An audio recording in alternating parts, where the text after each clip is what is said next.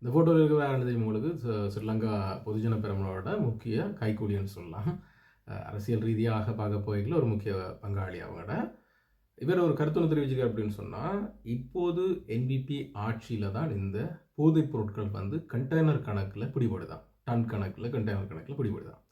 அவங்க ஆட்சி செய்யும் போது 100 கிலோ 200 கிலோ இப்படித்தானா பிடிபட்டதான்.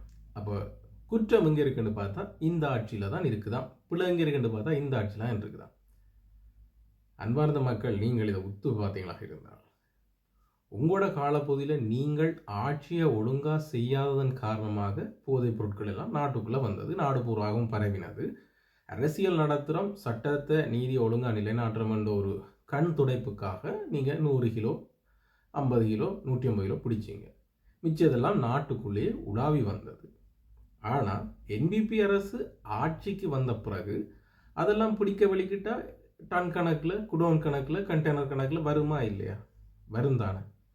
அப்போ இந்த அடிப்படை கூட தெரியாமல் தற்போது என்பிபி அரசு அல்லது அனுர அரசு வந்து இவ்வாறான அரசியல் கைதுகள், இவ்வாறான போதைப் பொருள் தொடர்பான கைதுகள், தேடல்கள், சம்பந்தப்பட்ட அதிகாரிகள் அமைச்சர்களை தேடி நடவடிக்கைகளை முன்னெடுக்கல.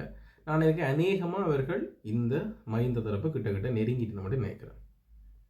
இதனால பதட்டத்தில் என்ன கதைக்கிறோம், ஆட்சி எங்கட ஆட்சி சரியென்று சொல்லி எங்கள் ஆட்சியை நாங்களே காட்டி கொடுக்குறோமான்னு தெரியாமல் தான் இந்த ஆள் வந்து சில கருத்துக்களை சொல்லுது. இதை சிங்களத்தில் சொன்னேன்னு சரியா சிங்களம் தெரியாது.